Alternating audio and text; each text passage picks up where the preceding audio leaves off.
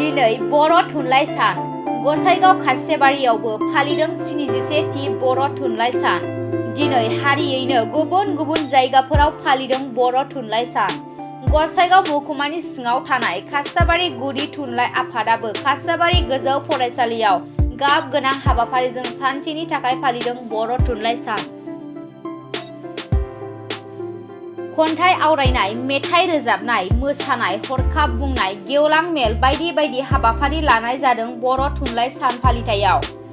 बर' थुनलाइ आफादनि जिल्ला मावख'गिरिफोर, ओनसोलनि एमएलए जिरन बसुमतारी आरो गोबां माननि आलासिफोर बाहागो लाफैदों दिनैनि हाबाफारियाव। जे बर' थुनलाइ सान बे सानाव नोंथाङा बे खासेबारि आफादनि आफादगिरि जानो मा बुङो? खुलुमबाय। दानो खौरांगिरि नोंथांमोनखौ खासिबारि गुदि थुनलाइ आफादनि जानानै बरायनानै लाग्रोनाय जाबाय। दानो जोंहा दिनै बर' थुनलाइ सान। बे सारा बर'फोरानो दिनै बे दिनैनि सानखौ जेनाखि जोंनि बर'नि गोथार सान बर' थुनलाइ सानखौ फालिनाय बायदि जोंनि खासिबारि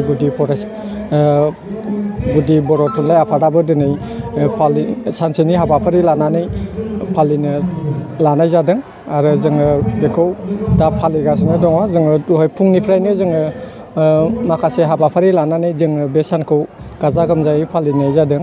बेनो जाहैबाय जों फुङाव जोङो जोंनि बर' थुनलाइ आफादनि फिरफिलाखौ बिरहोनाय जाबाय। बेजों लोगोसे मुंख्लंफोरनो बिबार बावबाय। बिनिफ्राय जोंहा जोंनि फरायसाफोरनि थाखाय माखासे हाबाफारि लानाय जादों, जेरै गुदि फरायसालि खोन्दोनि थाखाय बायदिसिना स्पर्ट्स लादों आरो गेजेर आरो गोजौ फरायसालि थाखोनि थाखाय जोङो बेबायदिनो सोंलु बादायलायनाय, हरखाब बुंनाय बादायलायनाय, ओमफ्राय हारिमु दिन्थिफुं बादायलायनाय बेबायदि हाबाफारि लादों। दा बिनि उनाव जोंहा दंबावो गेवलां मेल। बेवहाय जोंजों माखासे हांख्रायजानाय आलासिफोर फैगासिनो दं आरो माखासे सफैबाय।